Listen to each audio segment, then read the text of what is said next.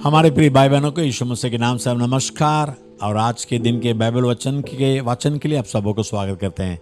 चलिए प्रार्थना करेंगे। प्यारे पिता परमेश्वर, धन्यवाद देते हैं प्रभु, हर एक वचन परमेश्वर के पवित्र आत्मा के जरिए हमें दिया गया है।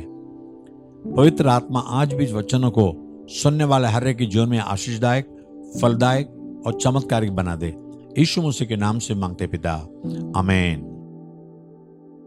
दूसरा शामिल 12 अध्याय। तब यहोवा ने दाऊद के पास नातान को भेजा और वह उसके पास जाकर कहने लगा, एक नगर में 2 मनुष्य रहते थे, जिनमें से एक धनी और एक निर्धन था। धनी के पास तो बहुत सी भेड़ बकरियां और गाय बैल थे, पर तो निर्धन के पास भेड़ की एक छोटी बच्ची को छोड़ और कुछ भी न था, और उसको उसने मोल लेकर जलाया था, और उसके यहां उसके बाल बच्चों के साथ ही बड़ी थी। वह उसके टुकड़े में से खाती और उसके कटोरों में से पीती और उसकी गोद में सोती थी, और वह उसकी बेटी के समान थी। और धनी के पास एक बटोही आया, और उसने उस बटोही के लिए जो उसके पास आया था भोजन बनवाने को अपनी भेड़ बकरियों व गाय बैलों में से कुछ न लिया, पर तो उस निर्धन मनुष्य की भेड़ की बच्ची लेकर उस जन के लिए जो उसके पास आया था भोजन बनवाया। तब दाऊद को खोप उस मनुष्य पर बहुत भड़का, और उसने नातान से कहा, यहोवा के जीवन की शपथ, जिस मनुष्य ने ऐसा काम किया वह प्राण दंड के योग्य है, और उसको भेड़ की बच्ची का अवगुना बर देना होगा, क्योंकि उसने ऐसा काम किया और कुछ दया नहीं की। तब नातान ने दाऊद से कहा, तू ही वो मनुष्य है।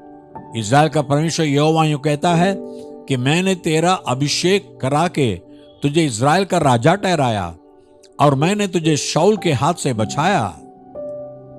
फिर मैंने तेरे स्वामी का भवन तुझे दिया, और तेरे स्वामी की पत्नियां तेरे भोग के लिए दी, और मैंने इस्राएल और यहूदा का घराना तुझे दिया था, और यदि यह तोड़ा था तो मैं तुझे और भी बहुत कुछ देने वाला था। तूने यहोवा की आज्ञा तुच्छ जानकर क्यों वह काम किया जो उसकी दृष्टि में बुरा है? हित्ती उरिया को तूने तलवार से घात किया, और उसकी पत्नी को अपनी कर लिया है, और उरिया को अम्मोनियों की तलवार से मरवा डाला है। इसलिए अब तलवार तेरे घर से कभी दूर न होगी, क्योंकि तूने मुझे तुच्छ जानकर हित्ती उरिया की पत्नी को अपनी पत्नी कर लिया है। यहोवा यूं कहता है कि सुन, मैं तेरे घर में से विपत्ति उठाकर तुझ पर डालूंगा, और तेरी पत्नियों को तेरे सामने लेकर दूसरों को दूंगा, और वह दिन दोपहरी में तेरे पत्नियों से कुकर्म करेगा।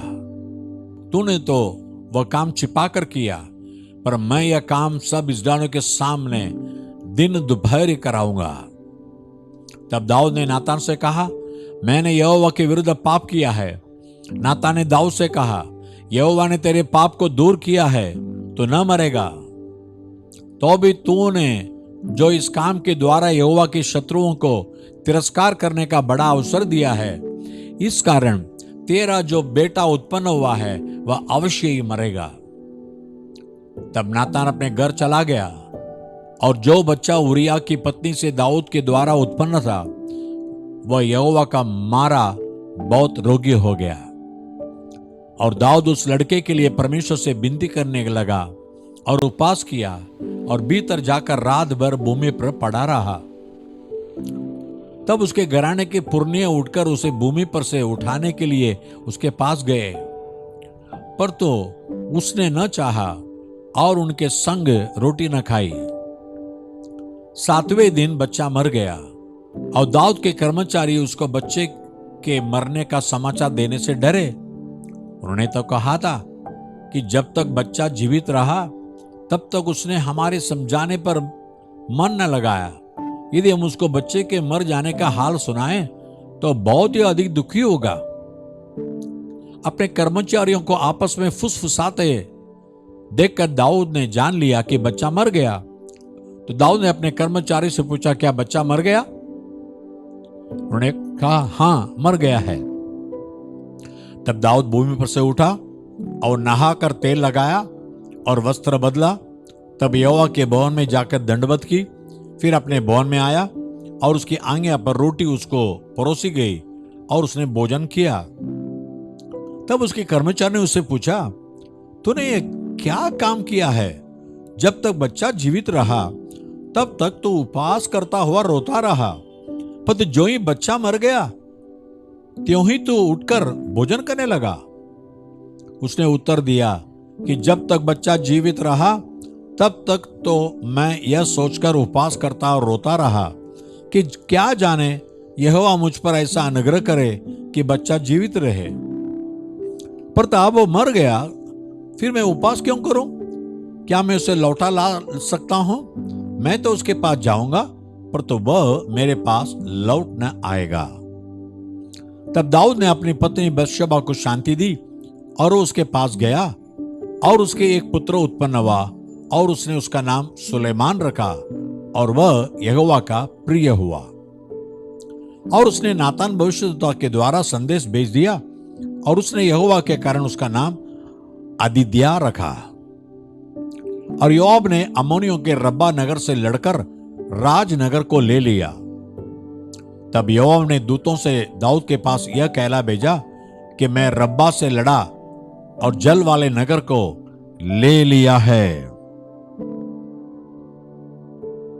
तो अब रहे हुए लोगों को इकट्ठा करके नगर के विरुद्ध छावनी डालकर उससे भी ले ले, ऐसा ना हो कि मैं उसे ले लूं और वह मेरे नाम पर कहलाए। तब दाऊद सब लोगों को इकट्ठा करके रब्बा को गया और उससे युद्ध करके उसे ले लिया। तब उसने उनके राजा का मुकुट जो तौल में किकार बर सोने का था और उसमें मणि जड़े थे, उसको उसके सिर पर से उतारा और वह दाऊद के सिर पर रखा गया। फिर उसने उस नगर की बहुत ही लूट पाई और उसने उसके रहने वालों को निकालकर आराम से दो दो टुकड़े कराया और लोहे के हेंगे उन पर फिरवाया और लोहे की कुल्हाड़ियों से उन्हें कटवाया और ईंट के पजावे में से चलवाया और अम्मोनियों के सब नगरों से भी उसने ऐसा ही किया। तब दाऊद समस्त लोगों समेत यरूशलेम को लौट आया। याकूब की पत्री दूसरा अध्याय।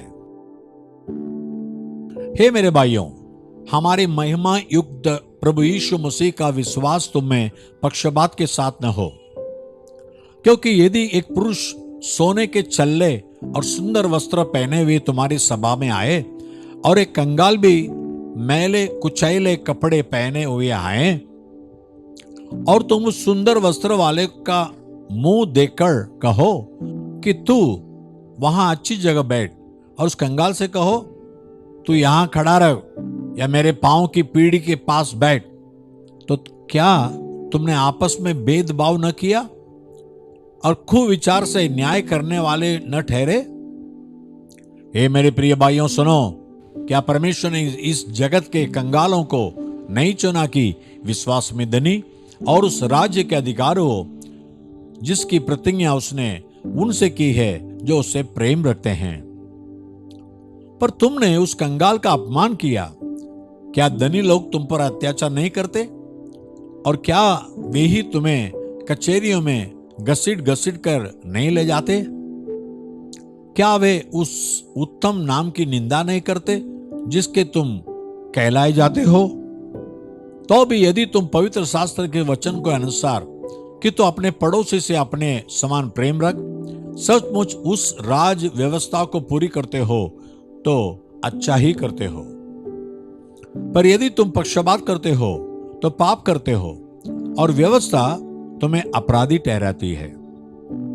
क्योंकि जो कोई सारी व्यवस्था का पालन करता है पर तो एक ही बात में चूक जाए तो वह सब बातों में दोषी ठहरा। इसलिए कि जिसने यह कहा कि तू व्यभिचार न करना, उसी ने यह भी कहा कि तू हत्या न करना।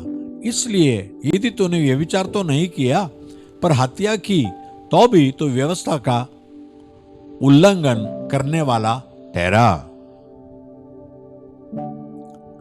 तुम उन लोगों की न्यायी वचन बोलो और काम भी करो जिनका न्याय स्वतंत्रता की व्यवस्था के अनुसार होगा, क्योंकि जिसने दया नहीं की उसका न्याय बिना दया के होगा। दया न्याय पर जयवंत होती है। हे मेरे भाइयों, यदि कोई कहे कि मुझे विश्वास है पर वह कर्म नहीं करता हो तो उससे क्या लाभ? क्या ऐसा विश्वास कभी उसका उद्धार कर सकता है? यदि कोई भाई या बहन नंगे उगाड़े हों और उन्हें प्रतिदिन भोजन की गटी हो और तुम में से कोई उनसे कहे कुशल से जाओ, तुम गर्म रहो और तृप्त रहो, पर जो वस्तुएं देह के लिए आवश्यक हैं वह उन्हें न दे तो क्या लाभ? वैसे विश्वास भी यदि कर्म सहित न हो तो अपने स्वभाव में मरा हुआ है। वरन कोई कह सकता है कि तुझे विश्वास है और मैं कर्म करता हूं, तो अपना विश्वास मुझे कर्म बिना तो दिखा और मैं अपना विश्वास अपने कर्मों के द्वारा तुझे दिखाऊंगा। तुझे विश्वास है कि एक ही परमेश्वर है तो अच्छा करता है। दुष्टात्मा भी विश्वास रखते और तरतराते हैं। पर हे निकम्मे मनुष्य, क्या तो यह भी नहीं जानता कि कर्म बिना विश्वास व्यर्थ है? जब हमारे पिता इब्राहिम ने अपने पुत्र इसहाक को वेदी पर चढ़ाया तो क्या वह कर्मों से धार्मिक न ठहरा था? सो तूने देख लिया कि विश्वास ने उसके कामों के साथ मिलकर प्रभाव डाला है और कर्मों से विश्वास सिद्ध हुआ। और पवित्र शास्त्र के वचन पूरा हुआ कि इब्राहिम ने परमेश्वर की प्रतीति की और यह उसके लिए धर्म गिना गया और वह परमेश्वर का मित्र कहलाया। सो तुमने देख लिया कि मनुष्य केवल विश्वास से ही नहीं वरन कर्मों से भी धर्मी ठहरता है। वैसे ही राहाब वेश्या भी जब उसने दूतों को अपने घर में उतारा और दूसरे मार्ग से विदा किया तो क्या कर्मों से धार्मिक न ठहरी? निदान जैसे देह आत्मा बिना मरी हुई है वैसा ही विश्वास भी कर्म बिना मरा हुआ है। दूसरा राजा 3 9 वचन से। यहां 3 राजा युद्ध में जा रहे हैं, उनको पानी न था। कैसे परमेश्वर ने बिना बारिश बिना हवा उनको पानी से भर दिया। तब इस्राएल का राजा और यहूदा का राजा और यदोम का राजा चले और जब 7 दिन तक घूमकर चल चुके तब सेना और उसके पीछे पीछे चलने वाले पशुओं के लिए कुछ पानी न मिला। और इस्राएल के राजा ने कहा, हाय, यहोवा ने इन 3 राजाओं को इसलिए इकट्ठा किया कि उनको मोआब के हाथ में कर दे। पर तो यहोशापात ने कहा, क्या यहां यहोवा का कोई नबी नहीं है जिसके द्वारा हम यहोवा से पूछे? इस्राएल के राजा के किसी कर्मचारी ने उत्तर देकर कहा, हां, शापत का पुत्र एलीशा जो एलिया के हाथों को धुलाया करता था वो तो यहां है। तब यहोशापात ने कहा, उसके पास यहोवा का वचन पहुंचा करता है। तब इस्राएल का राजा और यहोशापात और योदम का राजा उसके पास गए। तब एलीशा ने इस्राएल के राजा से कहा, मेरा तुझसे क्या काम है? अपने पिता के भविष्यद्वक्ताओं और अपने माता के नबियों के पास जा। इस्राएल के राजा ने उससे कहा, ऐसा न कर, क्योंकि यहोवा ने इन 3 राजाओं को इसलिए इकट्ठा किया कि इनको मोआब के हाथ में कर दे। एलीशा ने कहा, सेनाओं का यहोवा जिसके सम्मुख मैं उपस्थित रहा करता हूं, उसके जीवन की शपथ, यदि मैं यहूदा के राजा यहोशापात का आदर मान न करता तब मैं न तो तेरी और मुंह करता और न तुझ पर दृष्टि करता। अब कोई बजवैया मेरे पास ले आओ। तब बजवैया बजाने लगा। तब यहोवा की शांति एलीशा पर हुई और उसने कहा, इस नाले में तुम लोग इतना खोदो कि इसमें गड्ढे ही गड्ढे हो जाए, क्योंकि यहोवा यूं कहता है कि तुम्हारे सामने न तो वायु चलेगी और न वर्षा होगी, तो भी ये नाला पानी से भर जाएगा और अपने गाय बैलों और पशुओं समेत तुम पीने पाओगे। और इसको हल्की सी बात जानकर यहोवा मोआब को भी तुम्हारे हाथ में कर देगा। जब तुम सब गढ़ वाले और उत्तम नगरों को नाश करना और सब अच्छे वृक्षों को काट डालना और जल के सब खेतों को भर देना और सब अच्छे खेतों में पत्थर फेंककर उन्हें बिगाड़ देना। बियान को अन्न बलि चढ़ाने के समय एदोम की ओर से जल बह आया और देश जल से भर गया। कितना बड़ा चमत्कार देखिए, 7 दिन से इनको पानी नहीं है, लेकिन परमेश्वर बिना बारिश, बिना वायु, बिना हवा से पूरा पानी कहां से लाई पता नहीं, लेकिन पूरा देश पानी से भर गया। आपके जुम्मे से करेगा। प्यारे पिता परमेश्वर, आज भी बड़े भूखे प्यासे तेरे वचन के लिए सभी लोग बैठकर सुन रहे हैं। प्रभु राजा, जो वचन सुने हैं उनका जीवन में जो बात की इंतजार कर रहे हैं वो अभी तक नहीं मिला, लेकिन आज उनके दिला दे प्रभु राजा। कोई चिन्ह नहीं, लेकिन पानी से भर गया। वैसे बिना कोई दुनियादारी चिन्ह से तो उनके जीवन को, तुझ पर जो आशा करते हैं उनके जीवन को तो भर दे प्रभु, सारे आवश्यकता से भर दे। यीशु मसीह के नाम से मांगते पिता, आमीन और आमीन। God bless you. प्रभु आपको आशीष करे। आमीन।